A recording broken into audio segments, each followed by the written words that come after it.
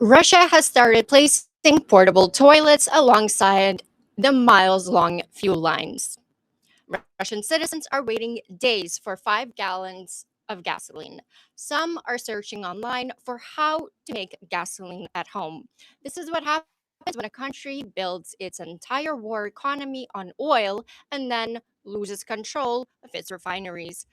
Ukraine turned Russia's greatest economic asset into its biggest liability, one refinery at a time with drones that cost less than the toilet seats. Meanwhile, Putin's trump card is gone. Russia's empire is collapsing in real time. Zelensky sat across from the same Trump who screamed at him in the Oval Office over a year ago. At a NATO summit this week, what actually happened in that room and why did Trump walk out of it acting like two completely different people? Also, Ukraine doesn't have a real navy. What is it doing to Russia's fleet this week that has Ukrainian commanders saying on the record, Moscow will fall? Then, Crimea, a peninsula Russia has held for 12 years, is now sitting in the dark and also no gas. Will Ukraine's long range sanctions trigger a collapse? And how close is Russia to losing Crimea for good?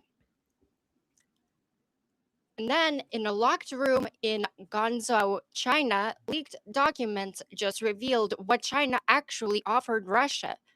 It's not diplomatic cover, it's something much worse. What was it, and why should that terrify Washington and Brussels a lot more than it terrifies Kiev? And then, for the last question that we'll be answering today, well, that one isn't about Ukraine. That one is actually about you. So get comfy, stay a while. This is SlavaCast, World at War. I'm Slavi, and we have James with us. James, welcome. Thank you so Hello, much for everybody. being here. Thank you. Thanks for having me. Ukraine hit almost 50 Russian ships in 5 days this week. It's incredible with drones that are cheaper than a used car. Is this the operation that Zelensky have been hinting about, kind of like a spider web operation that was a year ago, or is this part of the 40-day operation to get Russia to its knees? Yeah, I mean, I guess it was. I can tell you that in my laboratory, we are developing similar things actually now. I'm happy to say, as part of our R&D project, and I hope we'll be able to start launching these drones. These sort of long range, mid range strike drones. You know, it's amazing that Ukraine has just suddenly done this and not it's like they were waiting. We were waiting for the moment, you know. Whereas before sometimes new technologies, new capabilities have come out and it's come out like here and there on the battlefield and then Russia copies it and you have nothing. So somebody was holding back for a long time, weeks, maybe months, this technology until the right time to strike was there. Yeah. And is this the kind of, because I know Zelensky and many have been hinting on this I think it's just the first. I think operation. it's the first piece. The first piece, I think there's going to Okay. be several things that are going to shock us over the next, like they said, 40 days. Mhm. It's going to be shocking. Oh my gosh, I'm so excited to see this. Uh, yeah, so 5 nights and nearly 50 ships. You guys, 5 nights and 50 ships that Ukraine took out. That's incredible. Uh, Madhyar Brovty, Ukraine's unmanned systems forces, on July 6th, they took out um, tankers Captain Barman and Center 3. And on July 7th, 10 vessels vessels. It was 8 tankers, 1 cargo, and a ferry SKS, one in Kerch. And Brovdi said the battle for fuel supplies to Crimea in the Sea of Azov continues. Also, July 8th, then 9 more ships, and this is in 72-hour total, 21 vessels. And that's when Brovdi said Moscow will fall. Then, not done yet, July 9th, 14 more ships. And this is 96-hour total at this point. 35 ships, including sanctioned tanker Galyaskar Kamal. Not done yet. July 10th, 13 more. And almost 50 vessels. And Russia halts the Volga-Don Canal also in response. I mean, this is incredible. Ukraine to confirm all these strikes on these ships. Ukraine has been making videos of all of them, and I do have a video. It's long. It's like a 4-minute long video, but I'll show you a couple of seconds of this video because it's just awesome, like Russian ships going down. Yeah, I've seen pieces and parts of some of these videos, but I haven't had a chance to watch, the whole thing, obviously. Yeah, I mean, it just keeps going.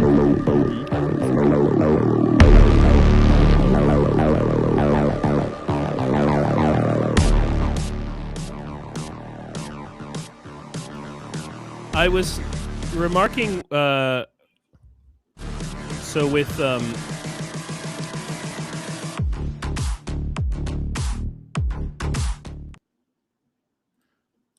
it up. yeah, so with Go ahead, James. one of my AI developer friends, we were watching these videos, and he was a little bit disappointed that, for example, they weren't striking at the water line, which is where normally you'd want to hit a ship if you wanted to sink it. And I was thinking about this, and I think that the Sea of Azov, which, if you guys didn't know, I'm a part of Azov. But the Sea of Azov is a small, shallow, very shallow sea, like 40 meters deep on average, I think.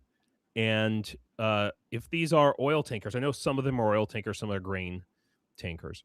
But it would be sinking 50, even if half of them are oil tankers, sinking 50 of those and having them spill all over the Sea of Azov would be a terrible, disaster, natural disaster, I guess, for I mean, it looks like that ship is definitely leaking, so I think that that's something I was wondering about, like, why. I understand why they want to hit the command center of each ship, of course, but yeah, so that's a grain ship, obviously, there. But they want to limit the oil that gets spilled, which I think is wise, certainly. That's first time I've seen that picture. That's really cool. There's some more ships.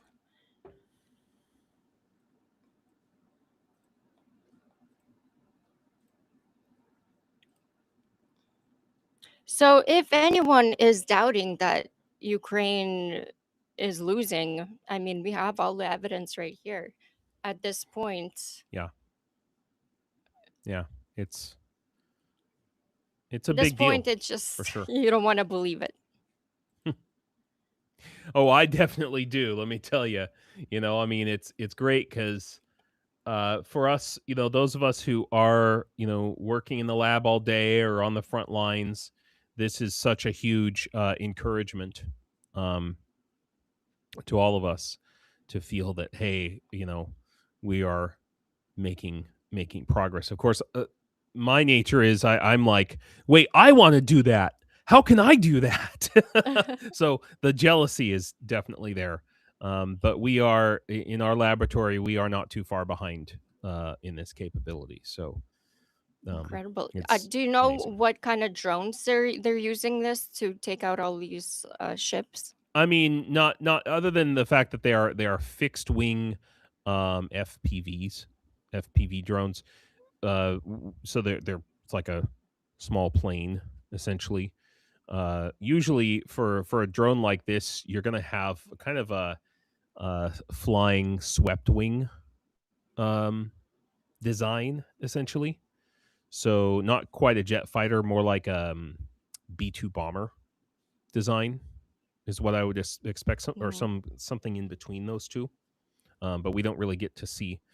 Um, they could be more like the Luti drones with a straight uh, flat wing, or more like a Cessna airplane. I mean, that's also possible, but um, given the fact that the size of the explosions, and it looks like they have to, each ship probably needs to be hit multiple times. They're probably carrying no more than about 4 kilograms of explosives, so equivalent to like a millennia, essentially. And this is definitely the Achilles heel of the Russian, the whole Russian economy, because they have a limited number of ports, and so much export and import goes through that that channel, and it's I don't know why Russia thought this would never happen. To me, it was inevitable. I mean, I'm surprised, but I also knew that it was coming in a way. So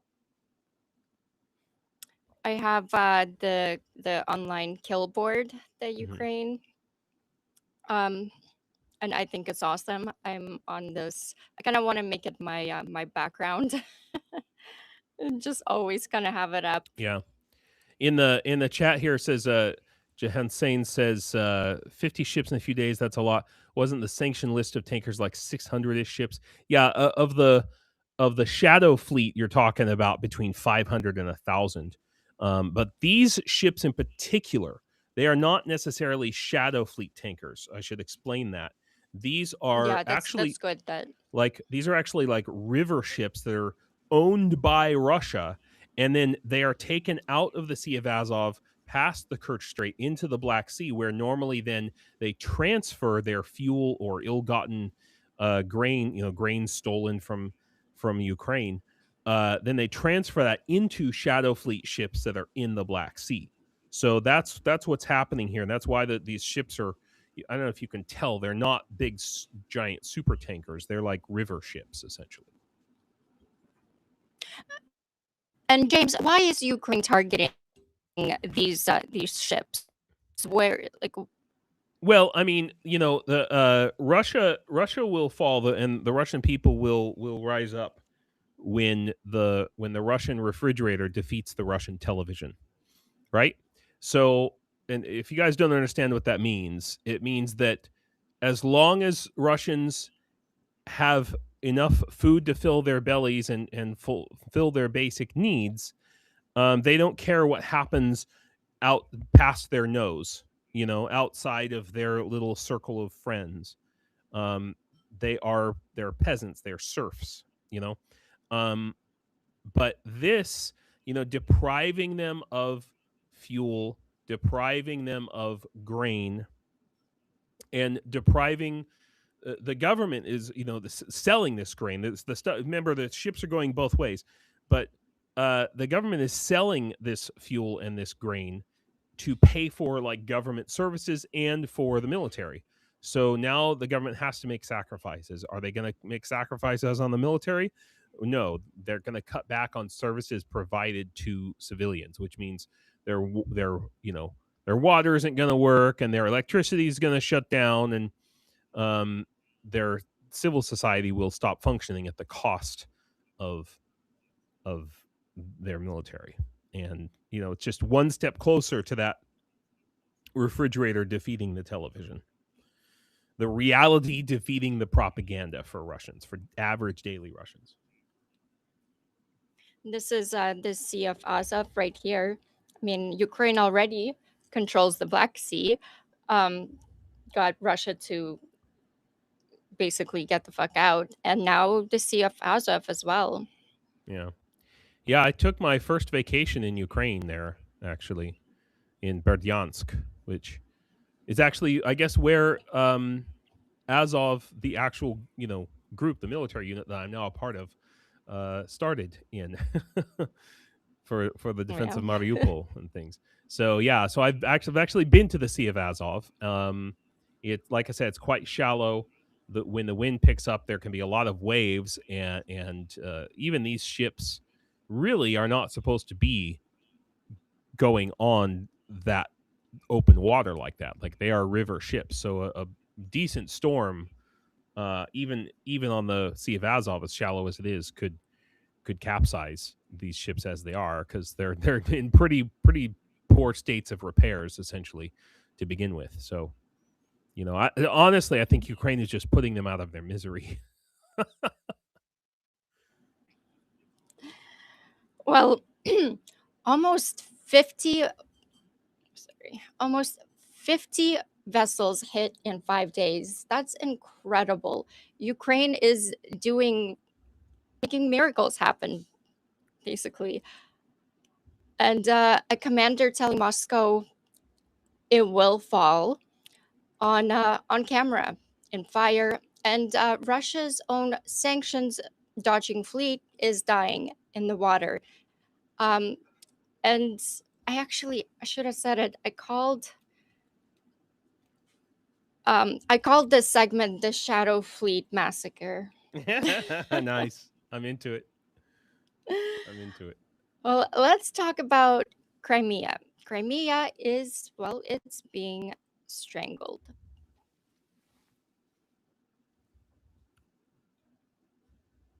Sorry, let me just get this. Yeah, and I mean, this is part of that, honestly, Yeah. because some of those transports were actually ferries going to and from Crimea. Yes. So Crimea is being strangled. 50 energy facilities hit Crimea between July 1st and 8th. 6 substations in one night alone. 53 military targets in one overnight up. And Saki power plant as well, fuel depots, logistics hubs, and Jitel EW system and comms towers. SBU also hit Jnakoy Air Base, Port Krim in Kerch, and ammo fuel depots as well. Crimea banned public fuel sales outright. People are fleeing what used to be a summer tourist destination. And Siersky on July 10th said active defense has cut Russia's advance pace by more than half. That's incredible.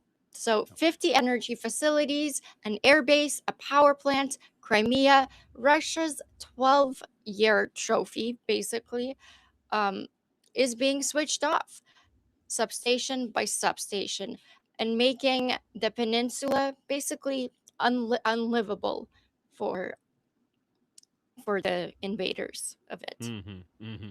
And what's interesting, though, is they could have destroyed that Kerch Bridge a long time ago. At this point, kind of, we all know that. But I really think that they're following, Sun Tzu's maxim, which is always give your enemy an out. Give them a way to leave. Why? I'm just thinking, like, I mean, these are Russians, so it's not like a right, normal enemy. Sure, so. sure. I'll tell you why. Because what we don't want is whatever the Russian army is, however many there are there. I don't know off the top of my head. Let's say there's 50,000 Russian military. Let's say it's that. So let's say it's 100,000. We don't want to cut off the last. We want to make it difficult for them to leave, so they can't take very much with them. But we don't want them to be stuck there, so that we have to go in there and dig them out. in the same way that we just sort of encouraged them to leave the north half of the Kherson province, right? It's an untenable. They couldn't stay north of the Dnipro River, and so we still left like one final bridge, that they could cross, and they all left through that bridge, and while we were hammering them the whole time, okay. And I mean, honestly, the Russians did the same thing to us at like Avdiivka, for an example, but it wasn't in a bridge situation. So yeah, and I've been to the Motherland Monument many times. I was there just a couple of weeks ago. That's great. Every time I drive past it, it's such a beautiful, amazing monument. But yeah, so that's what it is, right? Because you don't want to have to dig them out. You have to show them that it is impossible for them to stay there to hold the place. They're going to have no water, no power, and no food and no supplies. So let them walk out. Do we know how much more of the orcs occupiers still need to leave Crimea? It's going to be a while. I mean, it's not. This is it's going to take a while. I mean, I know that people in the government are saying 6 months. That's if Russia doesn't figure out a way to flip this coin, to turn things around, push back somehow. I think a year is more. Well, I highly doubt it. For Crimea, I mean, Russia's going to get cut off, right? Yeah, sure, but that doesn't mean they're not stupid. It's the problem. They'll still hang on. I mean, that's the thing. So, but I mean, I think I would like to say, and I would like to agree with those in the Ukrainian government who are saying 6 months, but maybe that's more like it's going to be obvious to everyone within 6 months that Crimea is just untenable for Russia and they just need to give up. But will they? Well, they're being told to basically to suffer to get through this. That's what the propagandists are telling these Russians, to suffer. They've been through this before. It was hard like this. Actually, right before Soviet Union collapsed, there were also lines for fuel, which is actually, I think, a key. History does repeat itself. Yeah. So I think it's a key telling that that Russia is on its way to a collapse. Yeah, and Russia's a little bit like America in the sense that unless you live in one of the big cities, public transportation is more difficult. It's not as bad as America for public transportation. It still exists, and you have marshrutkas in Russia too, right? The mini buses, as we would say. Well, let me actually. I do have a video of how what Russians are resorting to.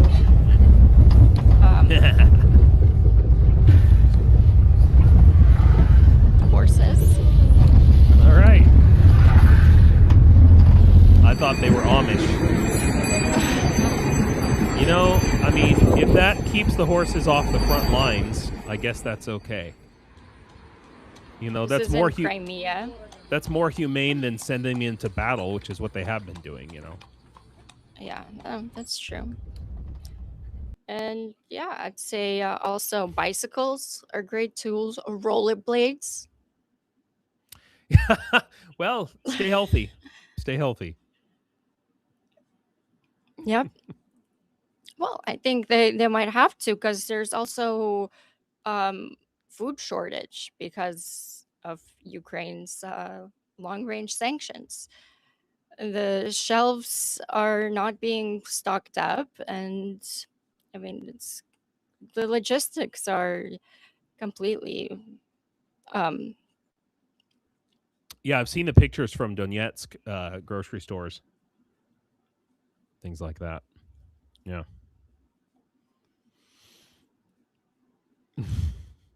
All right. Salt in the chat says it was telling when a Russian mill blogger said to plant potatoes. Yeah, it's a little bit late in the season, but go for it. Oh yeah, that was yeah. When was the season to plant potatoes? I mean, it's more of a March, April, May thing, I think. Mhm. July it's getting a bit on. Good luck.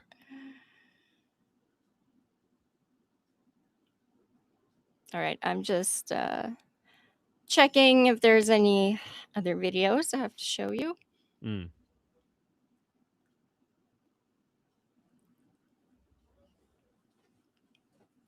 Yeah. So I wanted to talk about this and how Ukraine is becoming China's military laboratory. And this is an Mm. interesting investigation that the Insider, Der Spiegel did, and Le Monde. They published this on July 9th, and leaked docs from the third China-Russia forum in Guangzhou um, showed that November 2023 plus Moscow Protocol and June 2023 plus Fourth Forum in Yekaterin, whatever. Ekaterinburg, yeah. Yes. Yeah. So basically, China claimed neutrality, and the documents prove that was fiction. The trade was that China's Li Rong proposed it directly, and China has 160 loitering munition types, but Mm. no combat data. So Russia has 4 years of it fighting with Ukraine. So the deal was Russia supplies real battlefield data, and China supplies AI tech and mass production capacity for autonomous drone swarms. So it was a trade that Russia did with China, and Mm. Russia is giving China basically the data how to kill Ukrainians on a battlefield. Mm. Interesting. I wonder how this plays out for their Taiwan plans, you know, like cuz that's going to be the next drone war or the continuation of this drone war, you know. Yeah. So, Also, the Russians V2U drones running on Chinese AI modules, lidar, and batteries. China trained 200 plus Russian drone operators at 6 sites inside China. And yeah, so Ukraine isn't just fighting Russia, it's the field test range where China combat validates its drones and AI, and for free in real time. Also, there's the Starlink. I'm sure, James, you're gonna find this mm. interesting. The Starlink kill plan. So China's Long March rocket builder presented a three-phase plan uh, to kill Starlink. So, phase one, legal diplomatic pressure to choke Starlink's expansion. Phase two, filling for the same orbital slots plus shared jamming. And phase three, physical destruction, cyber attacks on terminals, then kinetic weapons, a ball bearing dispersing rocket, or CubeSat swarms built to ram or chemically fry Starlink satellites. So, why Starlink? Because 40,000 plus terminals in Ukraine's military, and that was by late 2023. Yeah. And it's basically right the blood basically of the entire communication for infrastructure for Ukraine. Absolutely. Yeah, absolutely. Um, what would you say on this? On this, will they succeed on taking out No. Starlink? No, they will not. No, it's another one of those Russian propaganda dreams that they put forward. That they have zero chance of doing that. Well, I this is mean, China. I mean, China is denying it, but so yeah, so what I mean, I actually came out with a short video about this several weeks ago maybe. And yeah, they have these. What will they will succeed if they want to try this? They will succeed only in destroying their own and all other countries' future chances at space, anything, exploration, satellites, travel, anything for the next 100 to 1,000 years. Honestly, that's what they'll do, and that's why they won't do it. It's the same as their constant nuclear saber rattling. They're not going to do that either, because they know it's going to screw up their own lives. Well, it will end their lives, right? But then you've heard of Kessler syndrome. Kessler syndrome is basically when you hit one satellite. Okay, you've got too many satellites, and that's what we're approaching now with Starlink and all these other satellites. And so two satellites collide with each other, or you take one. It doesn't burn up cleanly. All the little satellite pieces, nuts and bolts, that are flying around at 17 kilometers an hour or whatever, 17,000, kilometers an hour, or whatever, however fast they're going, depending on their orbit. They all go off in different directions and hit other satellites, destroying other satellites and other ones and other ones and other ones. And pretty soon you've got nothing but deadly space, like a halo, a complete circular coverage, not even a halo, of impenetrable space debris that and almost all of our satellites destroyed. Theirs and ours is what would happen in that instance. So any threat to that is recalculous. Now, as far as like blocking the signal with electronic warfare, I mean, it is possible. I've seen it done, but it's really hard to do. It's not easy. That's something that could be done without Kessler syndrome. Yeah.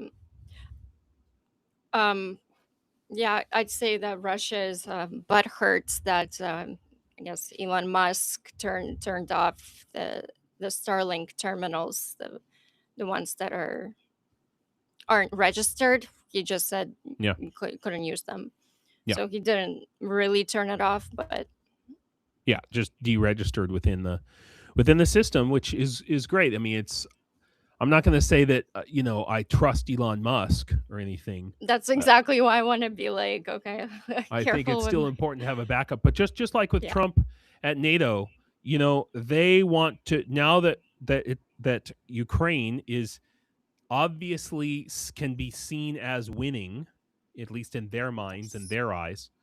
Now they want to jump on that bandwagon, essentially. So it's a compounding thing. Yes. Also, we have a picture coming out, and this is from this week's NATO summit.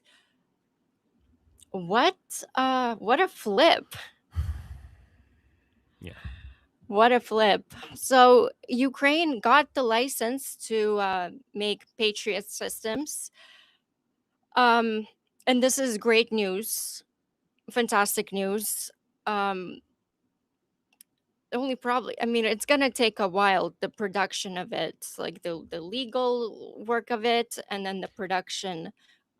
James, how long do you think, like, best case scenario, this will Best take? case scenario is that that Ukraine gets the last few lucky charms, secret little pieces from these plans, from because they're licensed to make it now. So we should get there's some components that are like top secret, okay, that nobody else seems to be able to recreate.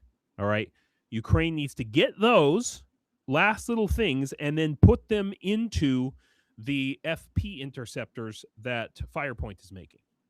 That's the best case scenario, because otherwise it's going to be years and years, months and months and months. What Ukraine is doing is they're kind of like robbing Peter to pay Paul. So there are countries who have paid. It's going to take months or years, really years, to make enough Patriots, even if Ukraine started manufacturing them today. Okay, and they'd have to do it in Europe somewhere. It's going to take months and years. So what Ukraine is doing instead, and there's news articles about this, is they are saying to European countries and other countries that have Patriots, saying to them, hey, give us your Patriots now, and when we start building these things, we'll give you even better, newer, updated ones. But give us the ones that you have now. That's how they're trying to leverage this, essentially. They're like, hey, we can make them now, and I'm sure that they're saying not only can we make them, we're going to make them better and cheaper than America did. Give us what you have now so that we'll give you the good stuff when it comes. I'm sure of that. Incredibly smart. Yeah. That's actually, I didn't know this, so this is good to know. I don't have the news article up in front of me, but yeah, that's exactly what Fedorov is negotiating for. Yeah, because Russia's last weapon, if you say so, is the ballistic missiles. And Russia knows that Ukraine doesn't have Patriots, especially now with Trump going back to war with Iran in full force.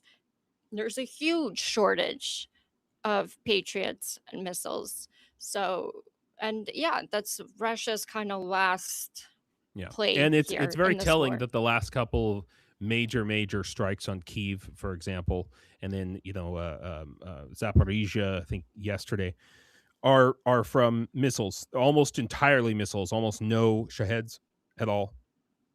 And they're doing that because we're taking out 90% of their Shahed drones, or their Garan drones, whatever they are. And so and then Zaporizhia they're hitting with cabs, which I think we're going to disable. We're going to prevent them from doing that soon too. That's going to be a short-term thing. Yeah, I wanted to show you this. Ask you about this. I used this for my live stream like last week. This exact picture. Oh. So Ukraine strapped a jet engine to their Flamingo missile, and it's working. Yeah. So what does this mean? Okay. So let's talk about what this is. This is it's a type of a ramjet. Okay. And a ramjet is a very efficient type of very high speed jet engine. So rockets, as you can see, there's a rocket like underneath the missile, and then there's a jet engine on top, and then there's fuel in the lower half of the body of the missile itself. So the rocket, what's the purpose of the rocket? The rocket is there to get the ramjet has there's different versions of it. Let's just say there's no or very few moving parts, actually. But it only operates above a certain speed, Mach something or another. I don't remember off the top of my head. The rocket is there to get the rocket is there to get the missile up to that speed that then the ramjet can kick in and start using the jet fuel. So it's a mix of probably solid rocket and liquid jet fuel in the body of the missile. So that's what gives it the efficiency to get those long range types of strikes. Ramjet or scramjet, they're called. Different ones that are efficient at different speeds, but they're usually like supersonic, hypersonic type of speeds, essentially. But they don't operate at lower speeds. It's too small that whatever the physical effects, the airflow and stuff doesn't kick in until up to a certain high speed. So interesting. One of these days you're going to ask me a technical question that I can't answer, someday. Oh, yeah. Come on. Yeah, right. I just wanted to show you guys this meme. No one, absolutely no one, and then Peskov, Kremlin's media guy, says, "Hello, White House. Ukraine is defending itself." Oh no! I didn't know Peskov was black. That's interesting. Or he got a tan. I guess he got a tan. This guy is like it's a big meme guy. And then this from the NATO summit. This meme has been going around. Zelensky staring at Trump with loathing in his eyes is all of us. Yep. I mean, Trump at the NATO summit, Ukraine came out as a winner, but Trump, he went after Greenland again. He picked a fight with Spain, and he's back at war with Iran, full force. Yeah. just He put him going on through all straight. his favorite. Erdogan had to like walk him, so he like walks in a straight line. Yeah. Oh man, it would be funny if it weren't so sad. No. And then this is Zelensky at NATO. Ukraine belongs in NATO because NATO with Ukraine is the alliance for the future. Absolutely. And then Zelensky and Trump were doing a press conference. And then somebody asked Trump if Zelensky would go to Moscow. And then Trump asked, would you go to Moscow? And then Zelensky makes a joke. He says, it's difficult. A lot of Ukrainian drones there. It's dangerous for me. Obviously, it went over Trump's head, but we all laughed.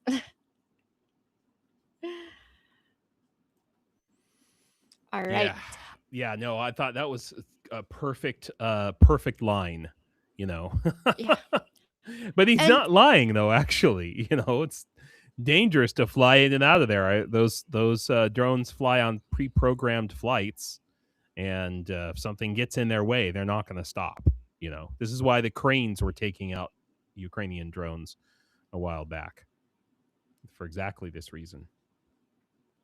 Zelensky seems lighter. Yeah. Much better. This is why I wasn't so worried when the whole thing happened, you know, with in the Oval Office with Zelensky and I almost said Putin, Zelensky and Trump and who's that other guy, the vice president? Vance. I think he is. Yeah, Vance. Which, by the way, he had a flip on Ukraine as well. Yeah. Well, this is because I don't trust any of them. They're so far down in the polls, and they know that maybe not a majority, but a significant minority of the Republican Party still supports Ukraine very heavily, and definitely the majority of Americans. And so yes, they got to do something. Like 70% of Americans support Ukraine. But I did just read a stat. Actually, I have it.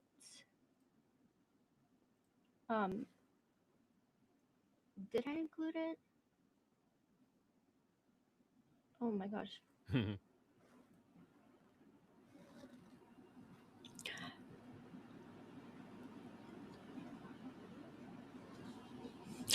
So I guess I didn't.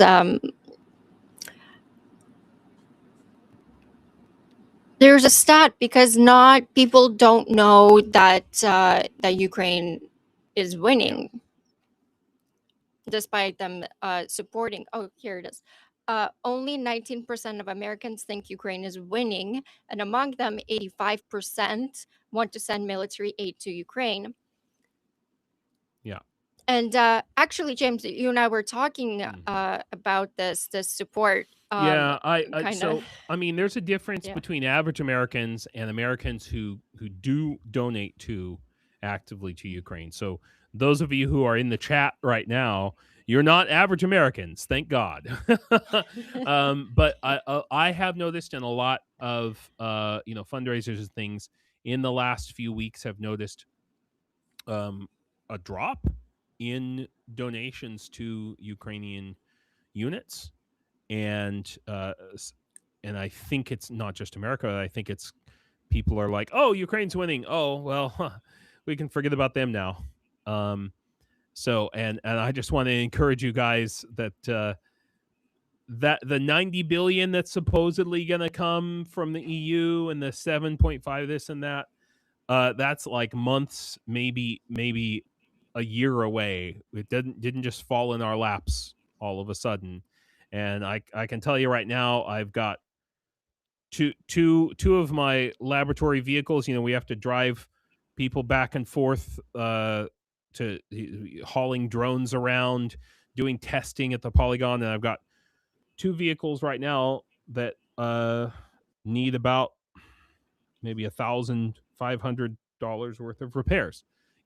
And I have we're in the final stages of testing our own fixed wing mid-range strike drone that's going to have more than 100 kilometers range, and we're like 90%, and we can't buy the last couple of parts because I mean, you guys are our only support, honestly, and especially still as of we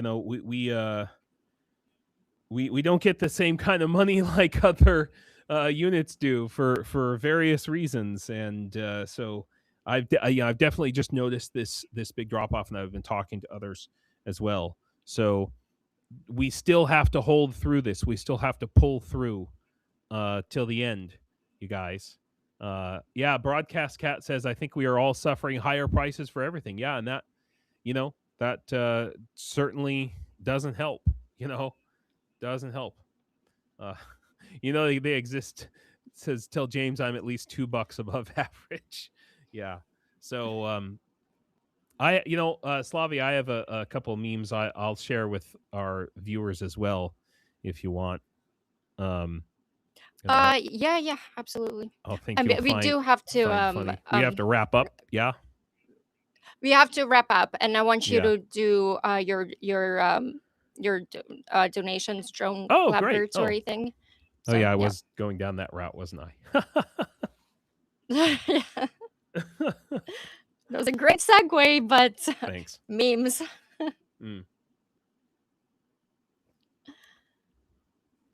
Yes, indeed. Yes, indeed. So what Are you gonna do it? Or I need to share my screen, yes?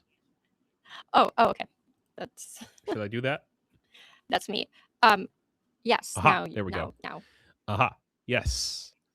Boosh. All right. So I want to thank everybody who's here and watching this live stream, and especially thanks SLAVIE for having me on. I love coming on here. I have a secret drone laboratory. I'm head of the fiber optic FPV laboratory for Azov International Battalion, and your support is the only way that we are able to hold the Russians back. These tanker strikes are great, but it's a little bit like stabbing the bear in the eye, or maybe in the heart. But we're on the front lines, holding back the teeth and the claws of the bear, and so we still have to make these fiber optic drones and ground drones and all this other stuff go out the door, and our laboratory is kind of the nexus of that. And so if you'd like to contribute, there's lots of ways you can do it. You can put your thoughts and prayers on the drone, and I've made a lot of videos now. If you go to my YouTube channel, which is Why Ukraine, I'll bring it up here. Well, he's bringing it up. Guys, don't forget to subscribe to both of the channels, Yarchenko and James's channel as well. Comment, like, hype, anything that you can do in action really helps. Truly, it does, no matter how small it is. Helps. And thank you all for bearing with me to listen to my spiel, but that's not a spiel. It's absolutely necessary. I don't know how we're going to get our vehicles fixed. I don't know how I'm going to take my next load of drones out to the front lines. It's the logistics is crazy. And anyway, enough. I want to share with you guys some memes that I thought you would find funny. Here's one. Losing electricity in Sevastopol. Time to bring out the generators, gasoline-powered ones. That's good. I love Leo memes. Leo memes Yeah. are awesome. Yeah. And these are actually courtesy of Dr. Greg Huey, who's a drone engineer who actually from America now lives in Kyiv, and he does drone development for different units. He has his own YouTube channel too, Dr. Greg in Ukraine. Small, not a lot of videos, but well done videos. Yeah, not anymore, sir. Russia is a gas station masquerading as a superpower. Right. No, sir, not anymore. Yeah. So if you guys don't remember this, Senator, yeah. So it's yeah, we have another one. This is this is for verification, SLAVIE. Can you please mark all the gas stations with fuel to verify that you're a human? I guess we'll fail that verification. Yeah. They're all Russian gas stations. Sorry. Okay, here's the last one. The Russian Baltic Fleet watching what is happening. I can't see because the text is there. What is this? So it says the Russian Baltic Fleet watching what is happening in the Black Sea and the Sea of Azov right now. So in other words, this is kind of like my prediction to kind of round things out here.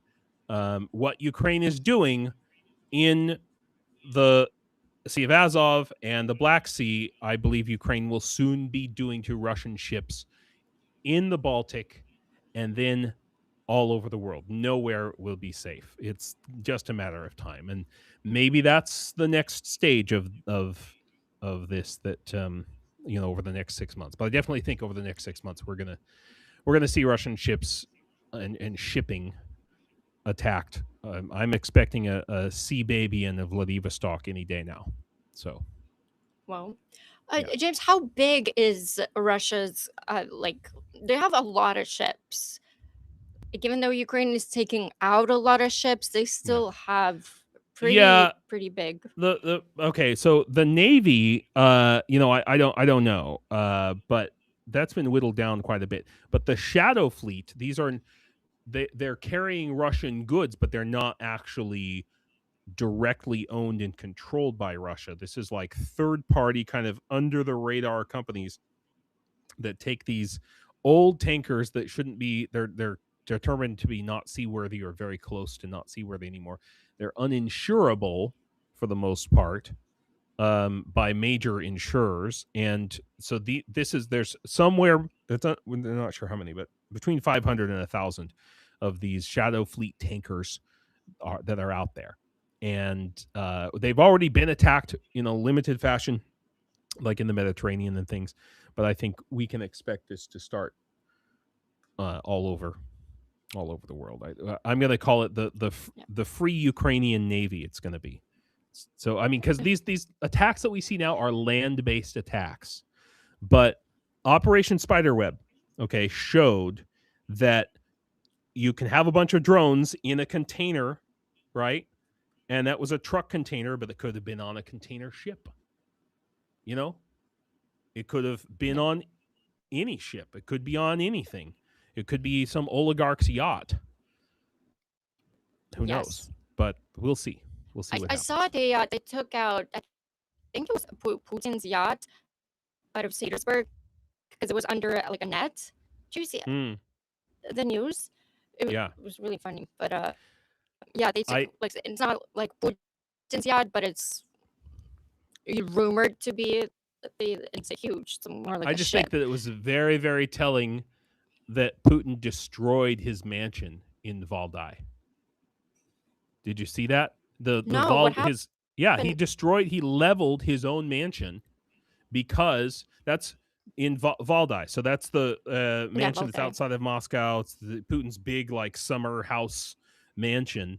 And it's not a mansion. This is a palace. It's not a mansion. Yeah. Beverly Hills has mansions. Palaces. Valdai. It's a monstrosity. Yeah. Rather than allow, because he knew that Ukraine was going to destroy inevitably. So rather than face the shame of having his house destroyed by the little brother, the the guys That's that one they of the stupid things he's done. That's one of yeah, the more stupid things. it's pretty dumb. It's pretty dumb. It seemed like it'd be better, literally, like we're gonna use this instead of cutting off your nose to spite your face. We'll say burning your palace down to stop the drones or something.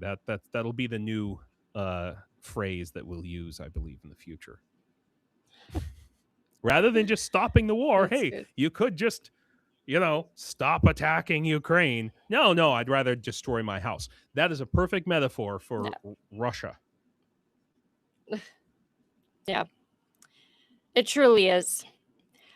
But guys, on that note, I have to say all the thank yous. Ohms, thank you so much for your donation in the chat. It's amazing, all your support. And then another thank you to John Pascal. He said, Razem do перемоги, together to victory. So Huzzah. thank you so much for your support. SSW sent a SLAVIE gift membership. Thank you so much. And then SSW also sent in a super chat saying, West Coast is the best coast. Support Ukraine. I agree on both both of the things. And then Sershu said, Daku Yaroslava, Slava Zesu. Thank you to me. And then Slava, glory to DSU. That's to James. Дуже дякую. Yes. So yeah, thank you so much for your support. And James' link is also in the description box for whoever's watching this later. And yeah, huge thank you to moderators today, SSW. We have Salt and Exile and Broadcast Cat. Thank you so much for all your support and all that you do, the rock stars. And James, any final sign-off thoughts? Well, yeah, if you'd like to see more of these long-range targets destroyed, you can help my laboratory build these drones. Go to whyukraine.com and just know that we're here fighting every day, not just for Ukraine, but for freedom and democracy in the world. And we're not going to stop, not going anywhere. So, Slava Ukraine, everybody. Heroям Slava. This is what I wanted to sign not to you guys. No, this is not to you guys. This is to obviously the occupiers. Russians. Yeah, and this statue, the original of the statue with the sword and the shield, is facing east for a reason. Yes. Very telling. That's why my main thumbnail for the channel and for this stream is I have Statue of Liberty and then I have Motherland as well. So I use her a lot because I just love the imagery. But yeah, thank you so much, guys. On that note, yes, don't forget to use your social currency. It's free and it goes a long way.